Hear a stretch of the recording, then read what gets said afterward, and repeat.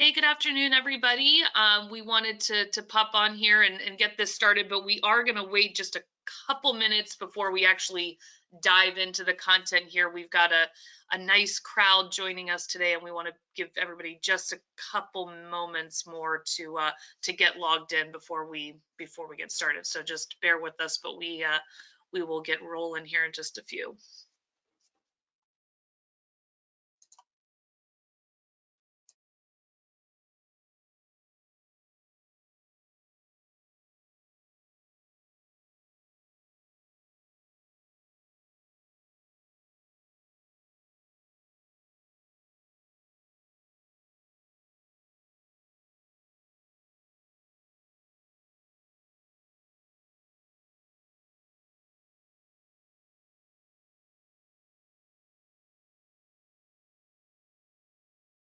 For those that are joining, we're just given just another minute or two before we dive in, just to give people time to get logged in. So you're not having audio issues. We are just waiting just a minute or so.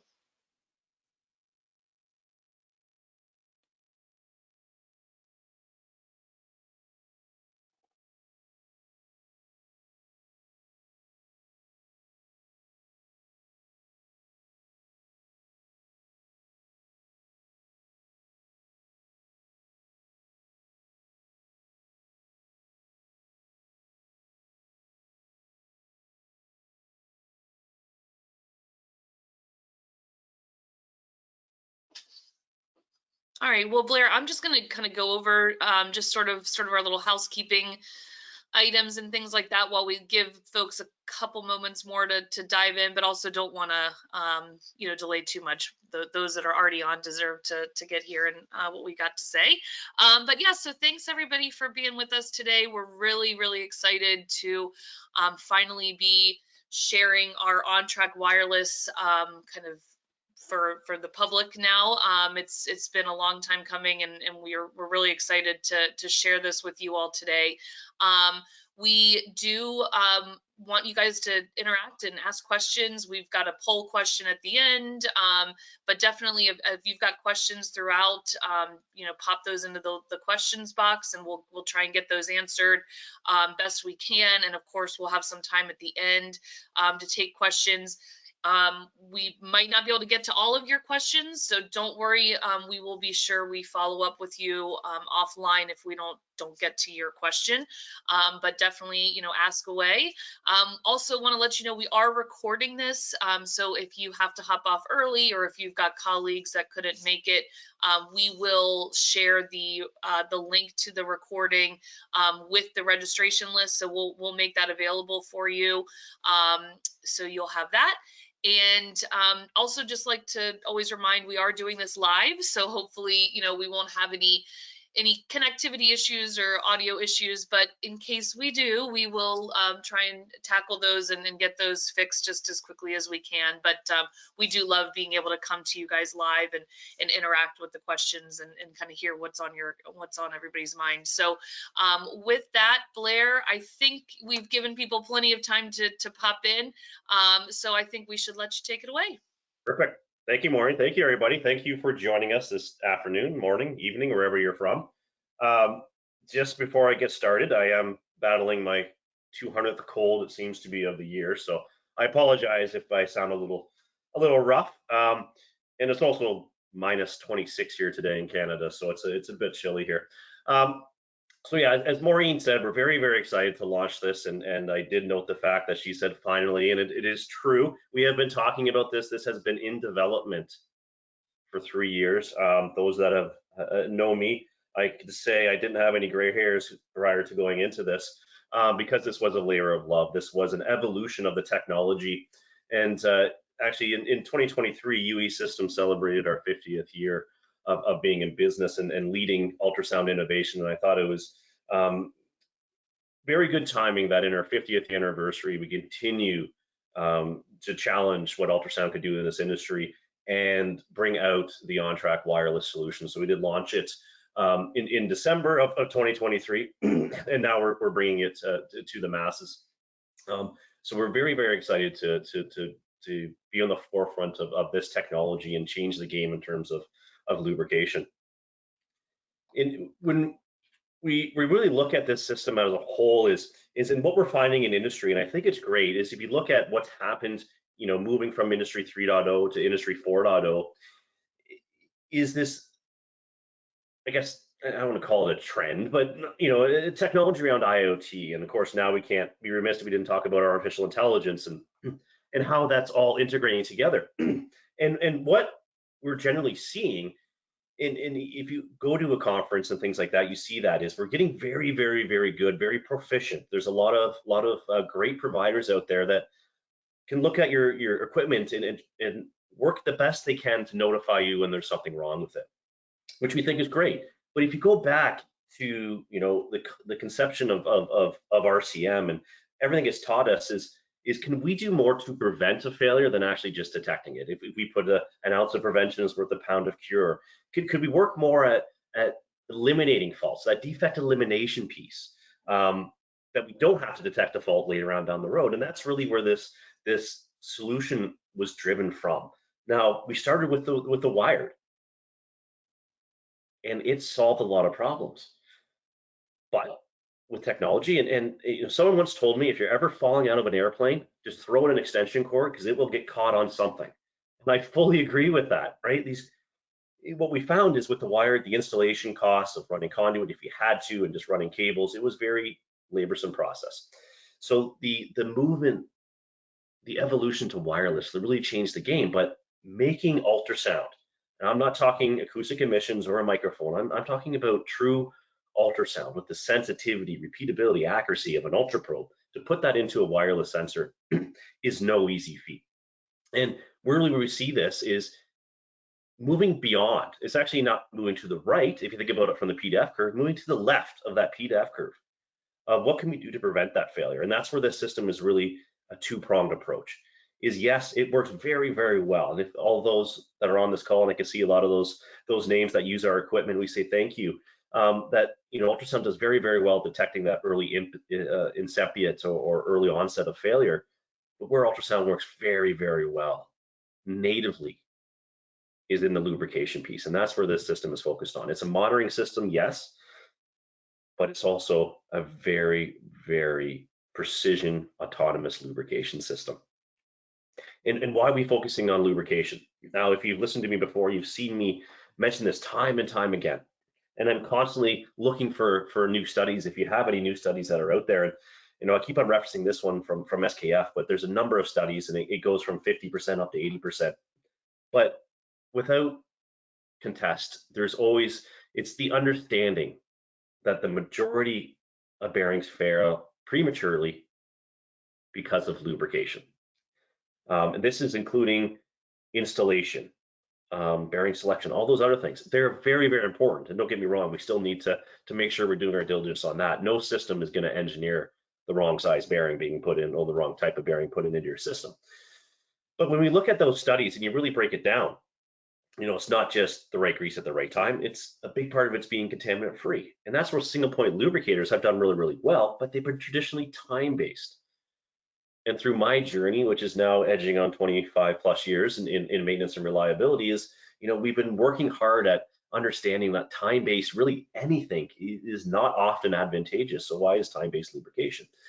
So, and when we think of this from over lubrication, it was a great post I read recently, is over lubrication is not just too much grease, it's also the rate of which you're applying that grease. You may be putting a little bit of grease in, but if you put it in, and I understand they have purposes, but if you have one of the battery powered greasers, for example, the DeWalt type one, and I'm sure they serve a purpose, but you can put a lot of grease in a bearing in a little amount of time, which can be dangerous. So that actually contributes to premature bearing failure.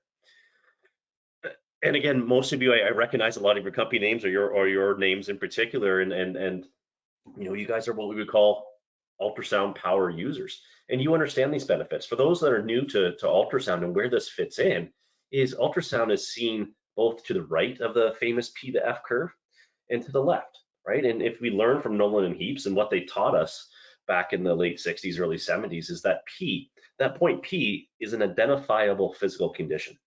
So it has to be an identifiable physical condition. There has to be something wrong, right? And really what we're trying to do, and it's no different than, you see the healthcare changing and how we're treating ourselves as humans. We're trying to prevent these things from happening ahead of time. That's really where ultrasound fits in. And where ultrasound really shows its strength is we don't have to manipulate ultrasound in order to determine the lubrication needs. And I understand vibration is getting more proficient in some circumstances to be able to identify the lubrication needs. And we're seeing this with latest technologies, but it takes a lot of data, a lot of processing power, and there's a lot of uncertainty, specifically if you have a fault. Whereas ultrasound is natively, we're not have to transform that data. The measurement of the friction or that decibel level indicates the lubrication needs and health of that bearing. So it becomes very intuitive to build this system off of. And when we look at this, and this is the example I like to give, is we're really hyper focused on the detection, and we understand that because the equipment's already there, and with our thousands and thousands of sensors we have out there with our OnTrak wired, and hundreds of customers, we're dealing with equipment that has been installed and running sometimes longer than I've been on this earth, right? So they've been spinning in a circle, likely not the same bearing that's in there, but we're dealing with brownfield type applications. So we're already worried about when's this machine going to fail? How's it health, right? But again, really what we want to is look at alerts that drive us, hey, lubrication is required to prevent a defect. That's what we're striving for, is we're looking at working with partners, our customers that see the value in not just detecting a failure, but want to take that one step further and move to the left of that PDAF curve to prevent it from happening in the first place.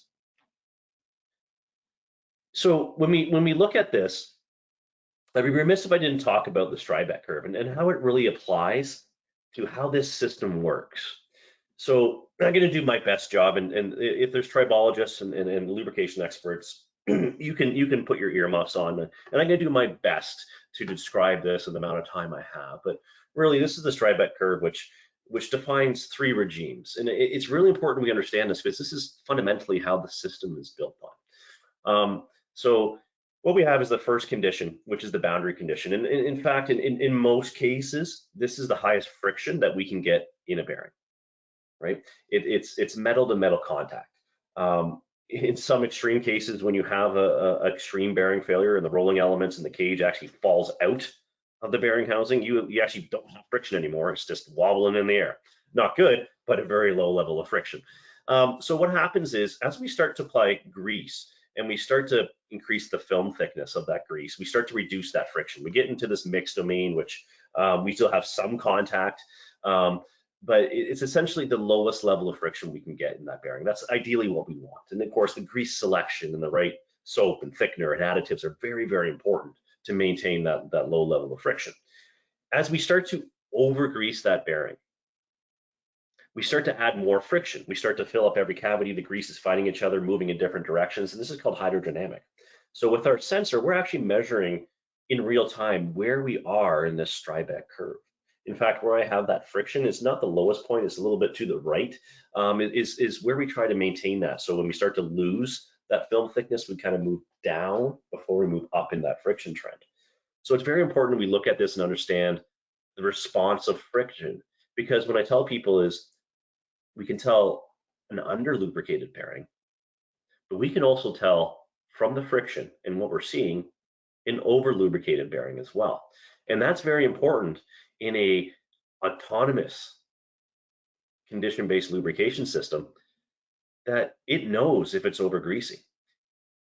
There may be circumstances where, because of a defect and things like that, we can never get that friction down to baseline, but we still have the risk of over greasing. So it's important that we are able to distinguish between both under and over greasing. So what I'm going to do is I'm going to play a video for you here. And as we go through this, and for those that know, this is our Ultra Probe series of instruments, and this is used for condition-based lubrication. And what I'm showing here on the left-hand side, this is from DMS, and this shows the data points and this shows the friction going up. And at this point, when they're lubricating, that friction level goes down. So by measuring ultrasound, we're measuring that friction in the bearing. When you look at the raw data, that time waveform data, and this is, excuse me, this is available in our wireless sensor as well. And I'm going to get to that to be able to look at the data with this fidelity. You can see here how loud this bearing is. The moment grease hits that bearing, it gets nice and quiet. So as I play this video, and this happens to be you in this video, thank you. Now, I'm not sure the intent of this video of why it was made. It just surfaced on my desk, and I think it shows a great example of condition-based lubrication, but also shows some of the faults just as humans that we have in terms of how we lubricate bearings. So as you see here, this gentleman is applying grease to this bearing. It starts off about 58, 57 decibels.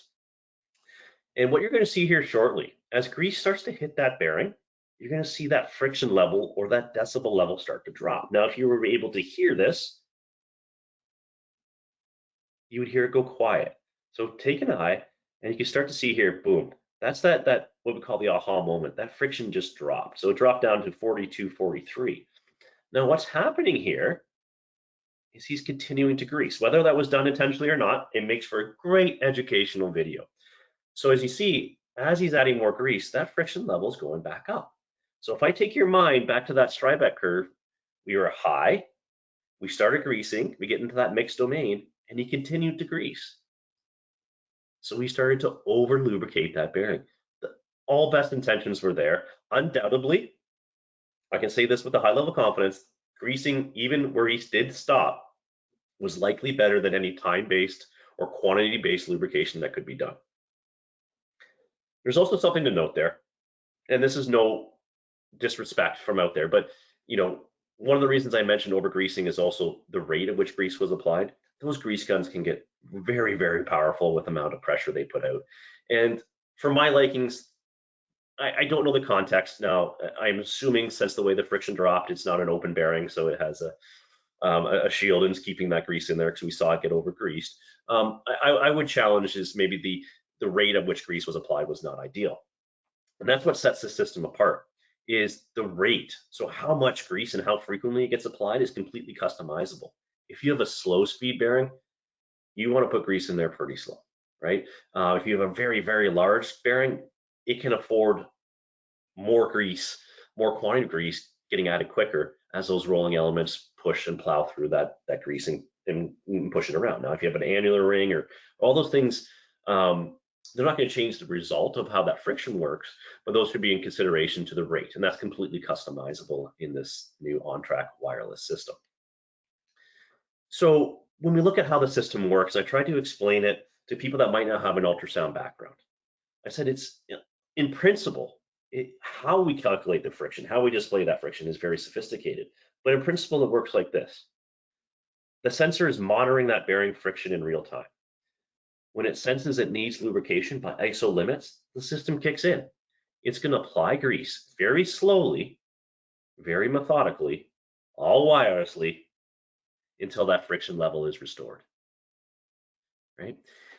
This is what's game changing, is the automation of that lubrication piece. Now, if you are level 1, level 2 certified in ultrasound, and you've been doing route-based, condition-based lubrication, you know there's some things that can happen when you're lubricating that don't follow this exact trend. What if I have a defect in my bearing? I can never get that friction back to baseline because there's a defect. No amount of grease will ever restore that friction back to baseline. That's why I say greasing can mask a failure, but it's never going to solve a failure. If you have an inter-race defect, cage issue, inter-race defect, lubrication can help mitigate that friction level, but it's not going to eliminate it. It's going to come back. So all the rules we teach you in ultrasound guided lubrication about if that friction starts to go up, even if it hasn't reached that baseline, it's an indication it's being over lubricated. The system will stop. We record the max bearing capacity, so it'll never put more grease than that bearing can hold. So there's a number of safeguards in place to ensure that even in the worst case scenario of a bearing, we're never going to over lubricate that bearing. And excuse me here, I'm gonna play a sound. I'm not quite sure if the sound's going to play through this GoToWebinar. But one of the things that over the last 50 years of ultrasound bringing of UE systems bringing ultrasound innovation to market is, yes, the ability to see your data, to trend your data is very, very important. But also the ability to hear it, our human senses. And that is probably one of the biggest drivers of customers like you that use ultrasound is the ability to hear it. And now ultrasound over the last 50 years has come a long way to quantify it and to do, FFTs and spectrum analysis, just like you would in vibration, to give you those quantifiable results you're looking for. But undoubtedly, the ability just to listen to that bearing is tremendous. As I play,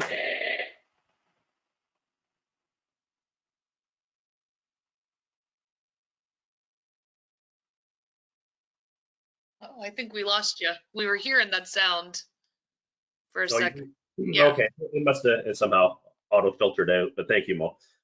So what you would have heard is, and you might have heard the first part of it, is a very loud.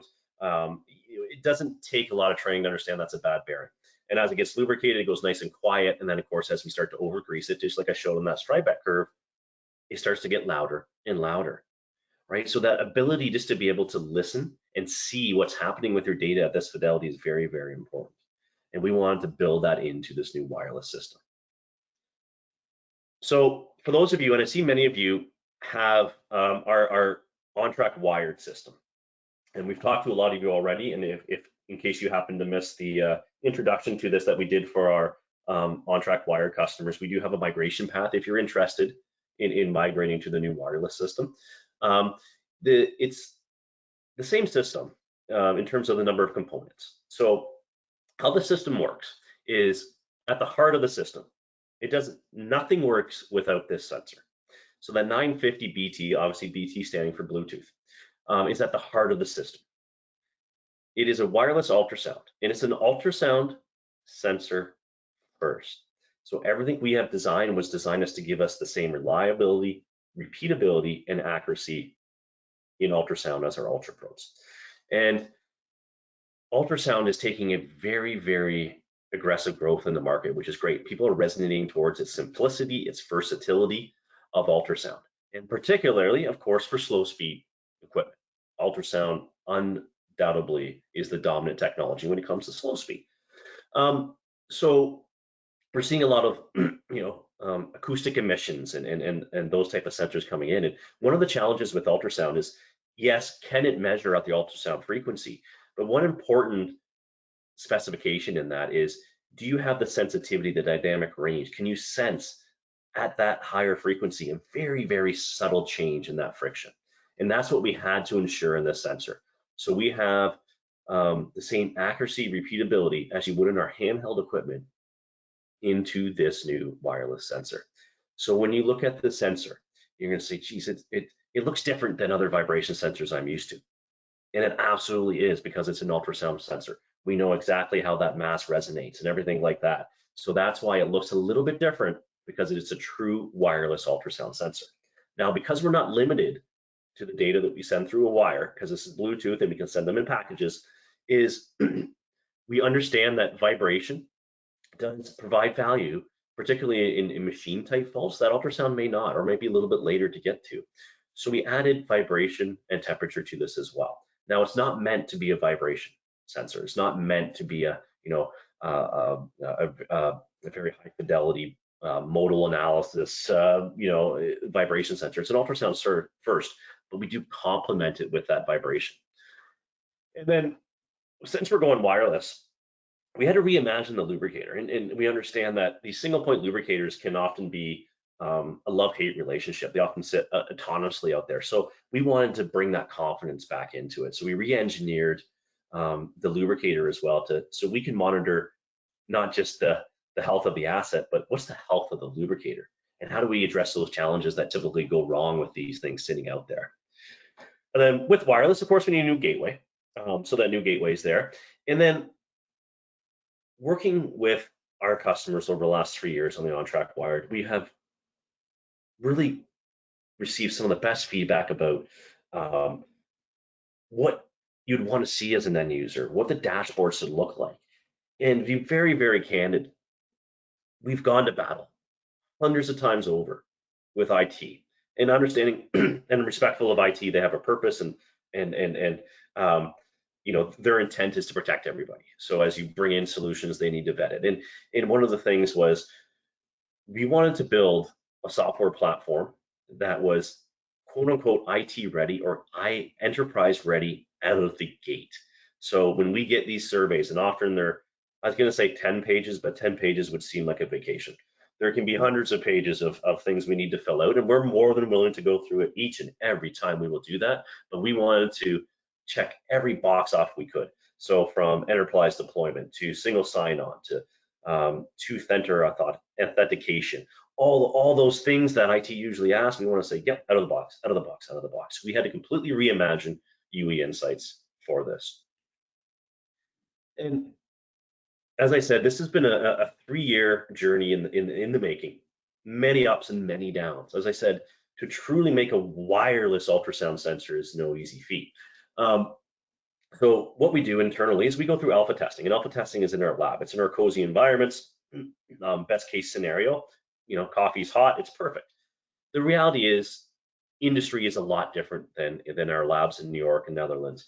It's something that is very hard to reproduce, a 2,000 horsepower motor being next to one of our sensors, right? So we take it out for beta testing, and many of you, and I thank you, I can see your names on this call, you might recognize these pictures. We thank you. You are our beta testing, and we've been through revisions through beta testing that didn't meet our qualifications, and we've had to change things.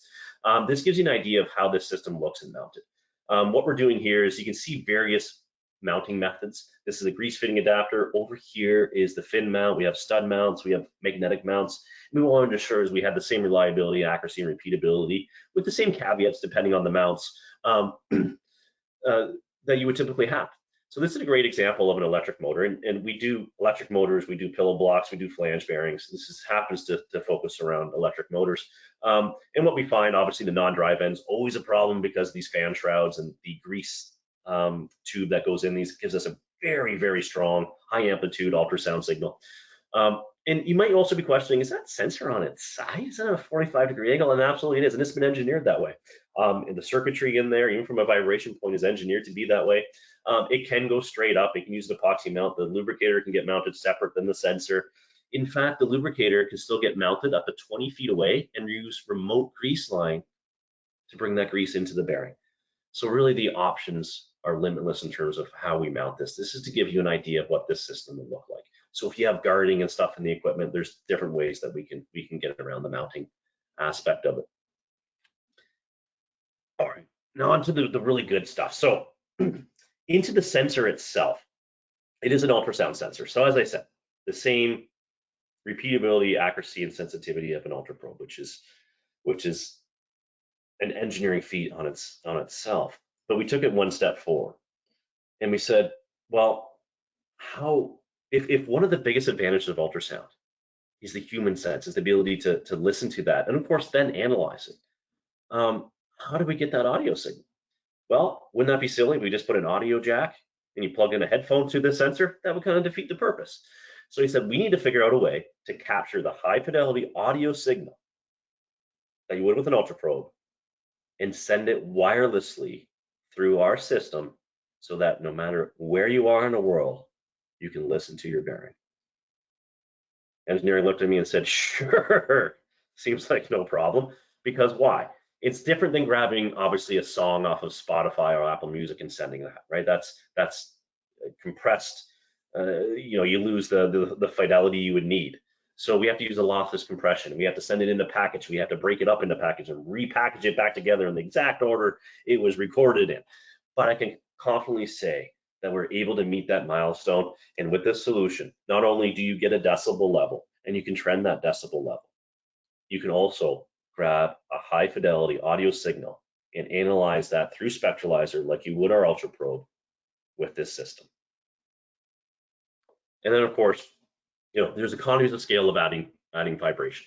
So we did add a single axis vibration sensor, and we do have surface temperature. Again, it's surface temperature. It's meant to tell us if that bearing is getting hot, right? Often used as a tertiary kind of measurement to ensure once we do, and hopefully we don't get to that point, we maintain them, and that bearing is getting just to its end of its L10 life. Wouldn't that be amazing that the temperature starts to go up? And then as we look at the lubricator itself, in order to be a truly autonomous condition-based lubrication system, we just didn't want to send a command and like, oh, I hope it goes off, please go off. please reach that bearing. So we have a handshake, a constant, well, I shouldn't say constant, but it's a round robin handshake. So even if the lubricators is sitting there, we're saying, hey, you still there? And essentially, are you good? Are you happy? You have enough grease? So we monitor that grease level. We monitor the back pressure. So if we do mount this up to 20 feet away, what happens if that grease line gets a plug? What happens if that sensor is taken off for a maintenance overhaul event and maybe forgotten to get put back on? The system is not going to sit there and pump grease on the floor. It's going to say, hey, grease is not getting to this bearing. And of course, we monitor the battery as well. So the way that the lubricator works is there's a service pack that comes with it. And to replenish that grease, you get a new sealed grease pouch with your desired grease. I want to make one thing very clear. UE Systems is not in the greasing business. We don't have a UE Systems blue grease that you have to use. We will work with you and whoever you're using as your grease supplier to put whatever best grease suits you into these lubricators. We are agnostic to grease. So when you get a grease service pack and you replace it, you also replace the battery at the same time. So as we look at the system, right? Again, we're balancing that line between prevention and detection. So what we do is we primarily use ultrasound for that early stage bearing defects, the lubrication faults, whether it's lack of lubrication or over lubrication, then solve it by the precision autonomous lubrication. And where vibration comes in, it helps us confirm early stage bearing defect. Often we do see it come later with those bearing harmonics, but also things that may not resonate into the bearing, misalignment, mechanical looseness, imbalance, belt issues, cavitation, things like that. It helps us confirm what we're reading. So we really see vibration and temperature as complementary to the ultrasound. Everything we do from mounting the sensor to the considerations of where the sensor would get mounted is the considerations of ultrasound first and then vibration second. So when we start to look at the new UE insights, it's similar, and if you have the wired system, you'd see familiar with this trend. So what we're seeing is that ultrasound friction go up. The system will kick in and apply grease very methodically. I want to paint a picture for you. So say you have a 4-inch pillow block bearing. It may take 20 minutes to lubricate that bearing, where I guarantee if you were to do it by a human, it's a few pumps and you're gone. Why? Two, because it'll do it completely anonymously, but it's going to do it very methodically and very slowly. It's going to put a little bit of grease in. It's going to wait. It's going to keep on monitoring the friction while it's waiting to determine if it needs to lubricate again, right? And we'll make that decision. And as I said, a 4-inch pillow block, we're probably going to recommend you put in 0.33 cc's of grease at a time. Very little, very mild.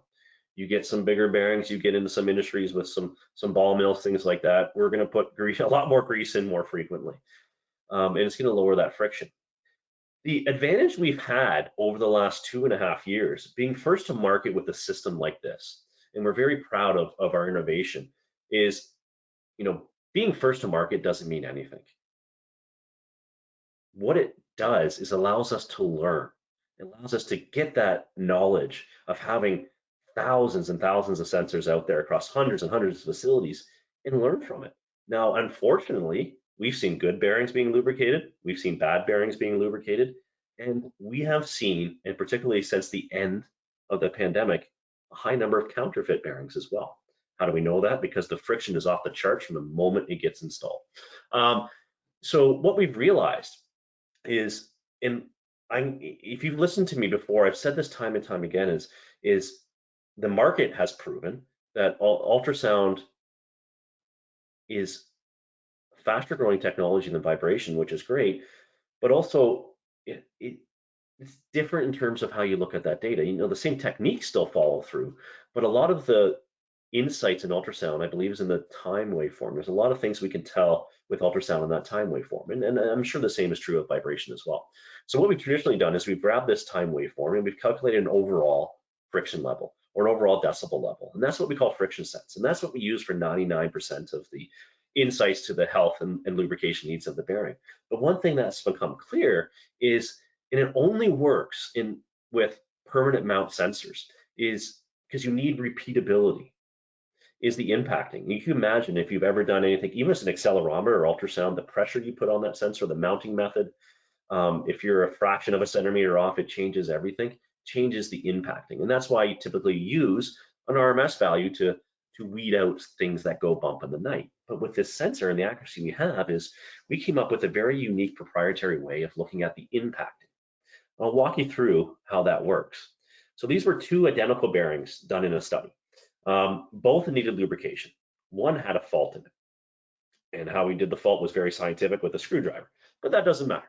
So what we see here is the time waveform. This is the audio signal that you can capture from this new sensor with this exact same fidelity. You can see here, before it needed lubrication, high friction, a lot of impacting. These white lines is the impacting. You can imagine if you were going to listen to this. As grease hits that bearing, that friction level drops. It dropped to 10.04. And look at the impacting. This is a healthy bearing. It went away. Same bearing, same scenario, fault induced. Now, it was able to reduce that friction down to ISO limits, mind you, just barely. But if you look at what's happening is that impacting is still very, very high. So we're not saying this bearing needs to get replaced. And likely you're not going to see anything in vibration, but what you are going to see is a high impacting factor. So what we do is a number of statistical parameters. We're looking at kurtosis, skewness, crest factor, peak to peak, and combining them all to give us a repeatable number that looks at the impacting in the bearing itself, which is very, very insightful from something where you can't go out and physically inspect. And then with that high fidelity audio signal I was talking about, and many of you use our spectralizer software. Now, we don't recommend doing this every sample, right? And you can, and I'm sure this is going to come up in the chat, you can customize how often data is taking. By default, we recommend an hour. The caveat to that is it will change automatically when it goes to lubricate to every minute while it's lubricating a bearing to give us that real-time friction value back. But by default, it goes to an hour. But say you have an asset that's failing and geez, over this next few weeks, I need to take data a lot quicker, absolutely customizable to how often you receive that data. So with that high fidelity wave file, we can bring it into Spectralizer and you can do a time waveform analysis. You can do an FFT, you can put on the harmonics filters, everything you would do with the ultra probe, you can do it with this sensor. And then as we look at that complementary or the enhanced insights we get is, again, we do get a velocity that we typically plot to the ISO standards. We get an acceleration in which we set up those 4 acceleration alarm bands. So 1 times order, 2 times order, 3 harmonics, things like that, depending on the asset. And one thing that stands out, and we learned this from the hundreds of customers we have, the partners we have with the OnTrak Wired, is setting up all these alerts can be a task. So with every solution we provide the guidance, the installation, the commissioning. Now, understanding if you have union rules, we can be there as a supervisory role and a guidance role, but we are there for install, we are there for commissioning, we are there for initial baseline setups, and we are there the whole time with you for the duration of this program. So our team, which we have ramped up considerably, and a lot of you that have OnTrak Wire would have met these type of people. They're there, they are dedicated to you. So they're also monitoring that data for you. In fact, our goal is to get to those issues before you even notice them. Hey, we noticed that this is changing a bit. Have you considered, replacing this bearing and things like that? So we are dedicated to your success. And I believe we have proven that with our pricing model that we're going to discuss at the end of this as well. We are truly looking for a partnership. We're not looking for a vendor-customer relationship. We are looking for a partnership in this. And in a good partnership is we take on part of the risk as well. We do get the speed. We drive that from the vibration spectrum. So again, plus minus 10%. It's not meant to be custody or transfer or anything like that. Don't control your VFD off the speed, but it's to give us an idea. Why? Because if we do have dynamic changes in the speed, our alerts may need to change with them as well. So as we get into the platform, how we visualize this data, and if you're an existing OnTrak Wired customer, you'd understand, some of the nuances of how, okay, we'll go look at next month, how to click this, click this. So we built this platform to be very intuitive. While I don't have Apple products, the motto was be like Apple, where yes, we have a manual, Will anyone read it? I sure hope not. That's our goal, because you're going to click your way and figure it out, right? So as you can see here, we're looking at waterfall plots of, 4 or 5 velocity readings, and of course you can click them through and drag and drop and look at them and compare them, right? So that's the intuitives that we want. Now with these dashboards, again, it's like our original one. They're made up of widgets. We're going to give you a template, but if should you want to develop your own dashboards, we can provision that for you so you can drag and drop your own screens and your own widgets and how you would want to view that data. So as I mentioned, UE Insights is completely revamped. Things like adding a Google Map image, adding what we call an image overlay of your asset with the variables right there. So, hey, what does this look like again? It's right there. And the way we try to do this is we try to look at it, well, first of all, we look at everything's done in an asset view. So all the bearings roll up to a single asset. You can define what that asset is. If a motor is an asset, or if a motor and a pump is an asset, that's up to you. But it's really designed to give you indicators first. So we're looking at very specific faults based on that application. So there's not cookie cutter. If we have a motor and a pump, we're looking for different things than a motor and a fan, right? Or belt driven versus direct coupling, things like that. So we very specific setups, but you start with insights, and I say you can click your way down to the squiggly lines. We don't hide any data, so you can trend, and there's per sensor, there's about 30 variables you can trend, including the signal strength, battery life, things like that. I wouldn't put that on the home screen because that doesn't matter, but to give you an idea, that's how this platform works. Just like our original UE Insights, it's web-based, so no software to install. You can access this through any web browser. And again, just looking at that intuitiveness, if you want to look at data, you can quickly, without having to dive deep, click at 5 days, 30 days, drag your cursor and just simply zoom in, zoom out. Say, what happened here? What went bump in the night? When did I grease? How much did I grease at this point? Look at the drop. All that kind of stuff is very intuitive to use. So again, our goal is, while we have a manual, I hope you never open it up. And then one of the feedbacks was, in considering a lot of our partners now are looking at scaling this not to hundreds but thousands of sensors, is how do we keep track of everything? We wanted to build in a integration into our platform that would allow you as our partners to communicate with our specialists to say, hey, I'm noticing this, or if we notice something for you, hey, we notice this belt is looking like you have belt slippage. Could you check the tightness, right? This is our way of not just an alert screen, but this is like, it's a work order. It's not meant to replace your CMS by any means. In fact, we can integrate into your CMS system, but it's meant to be that guidance, because it also holds us accountable as well. So as a partner in this, let's just say, hey, we've nursed this bearing through failure and you need to replace it. So work order would say, need to get this bearing replaced. You may replace the bearing. We're not going to go replace that bearing. You don't want us replacing that bearing. But once that bearing's replaced, you will likely need us. You can do it yourself, but you'll likely need us to go through and reset all the alerts, a new baseline. So that would be a task assigned to us. So while this work order can get acknowledged, it's not resolved until we've also done our part as well, right? And that's our commitment to you as partners, to make sure we have that level of interaction that's easy for you to do all through the platform. You are always more than welcome to call us, email us. We'll likely walk within the platform, but this is our way to keep that record. And then, of course, when we go back on that asset, we can see how much grease we've used over the last year, if it was replaced, any issues we've had, things like that. So this is hopefully, as you see, a very instrumental pathway to our partnership. And for those of you that are UltraProbe users, we thank you. We wouldn't be here today without the technology innovation of our UltraProbes and users like you. And the feedback was, well, this is going to be great for our bearing health and lubrication that's on the OnTrak, but I'm still have route-based that I still need to do. I still have less critical bearings that I can get to that I still want to do manual route-based. So our commitment is to bring the UltraProbe data from a bearing health and lubrication point of view into this new UE Insights as well. So regardless if you're taking the data automatically through the OnTrak or periodically with the UltraProbe, that data comes in from one location. And then let's look a little bit about the architecture here.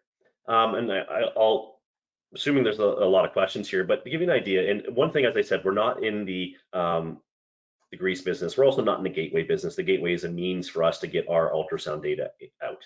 So what we've decided is we're looking at the number of bearings. We'll determine the number of gateways based on a proof of concept project or what you need best suited for you. So while it's 40 devices and a device is a lubricator and a sensor, there might be times where you can only get 30 because of location and we have to put another one in. We strictly price it based on the number of bearings and we'll determine how many gateways. Now, obviously we want a cluster. We don't want one gateway per sensor. That's not going to be good economies of scale there. We do get about 1,300 feet, and that's in, I call it Caribbean beach weather. It's just perfect. The reality is, in an industrial environment, we get about 300 or 400 feet at full signal strength. So, there are some concerns to walls and things like that. And that's why if we had to put another gateway in, we will. To get that information out, just like the wired version, we have Ethernet, and we actually have a power over Ethernet option as well. And we have Wi-Fi and cellular. Cellular, again, we can have a cellular card directly in the gateway itself, or we can have a router where the gateways talk to a single router and a single point exiting there as well. And then UE Insight is a bit interesting here, and this is where I think it's going to be very, very unique for a lot of you out there. And why is that? Again, we designed this platform to be very, very flexible. And we've seen our customers, our global customers that are looking at thousands of points saying, our IT doesn't want in their cloud or in your cloud, can we move it to our cloud? So right now we're offering it as our UE hosted cloud. It's in AWS and all that kind of stuff. We built UE Insights to get deployed in a self-managed cloud, which means your cloud, your IT cloud. Now, what that means is you and IT is responsible for provisioning it, making sure it's running and the uptime and all that kind of stuff, and the right resources are assigned and all that kind of stuff, right? But we essentially, and of course, there's a license fee for that. And we also have on-premises. Now, there's some economies of scale we need to get to. We're not going to do an on-premise solution for 50 sensors. This, I think, as you get to scale and you say, you know what, it's going to be better for us if that data starts on premises. That is an option that we have for you. So you would have to deploy a server, a virtual machine, and so many cores and things like that. But it is an option, right? I'm going to recommend that you start with cloud hosted, prove the value, and move to these because there's substantial lift on both our side and your side in licensing costs to do that. But it's I think from what I see in the market, very unique offering that we can actually you're not limited to us and us having it in our cloud. And then the other question, and for any maintenance reliability folks that aren't IT or systems related, you're looking at this and you're not going to make heads or tails of what the heck this diagram is. For anybody that understands APIs and integrations of full stacks, you'll see this. Essentially what we're saying here is we have API integrations. We get asked a lot, hey, can we bring this data into this other software from your cloud to OSI Pi, to Ignition, to this, to this, to this, to this? And the short answer is yes. Now there's some due diligence we have to do, whether it's a push, it's a pull. It is based on a token system, so it's based on how much data you want, right? We have some customers that say, hey, I want the aggregated data, which makes sense to me. Give me just the output. And I have some customers that say, I want everything. Give me the full spectrum. I'm like, are you sure? Are you sure you want that in two places? But if you do, that's entirely up to you, right? We have that ability to use a push-pull API, standard connections. So there's some things we need to work out. It becomes confusing for me, but we have a whole team that are ready to get on a call and discuss that on how, if you want data to leave our platform and get into one of your systems as well, we can do that as well. So very powerful from that perspective. Now, the next thing I'm going to show you is how we're looking at starting this. And there's really what we're offering, and we're not sure how long this is going to last. And I'll be quite candid. We released this in December, and we have sold out of our initial response or our initial production run of product. Unheard of the demand. So we are looking at likely a June delivery now for the next batch of product. So I'm not sure how long we're going to offer this, but right now what we're doing is, if you're interested in starting a proof of concept, which means let's prove out our partnership on both ends. Is this the right fit for UE Systems? Is this the right fit for you? 50 bearings essentially, which equates to probably 10, 12 assets in your facility. $50 a month per bearing. So it ends up being around $30,000, $33,000 with all the free service packs. That includes installation, licensing, cellular, the lubricator, the sensor, as many gateways as required to cover those, remote mounts, magnetic mounts if we need it, grease fitting, like everything you would need. No hidden costs, no nothing. To start a proof of concept, to prove it out. And what we want to do, and it's our commitment. If you've been to our website recently, we made a very, very bold move in the market saying we want to be very candid with our customers. In fact, our partners. This is our pricing. We don't want pricing to get in the way. And we want to do the same here.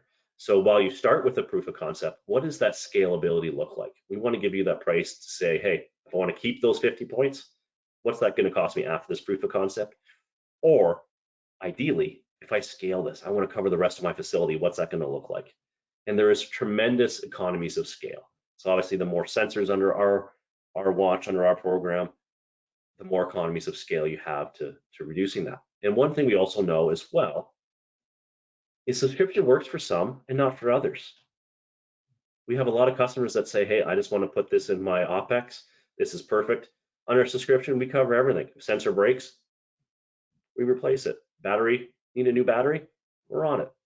We'll do it for you, right?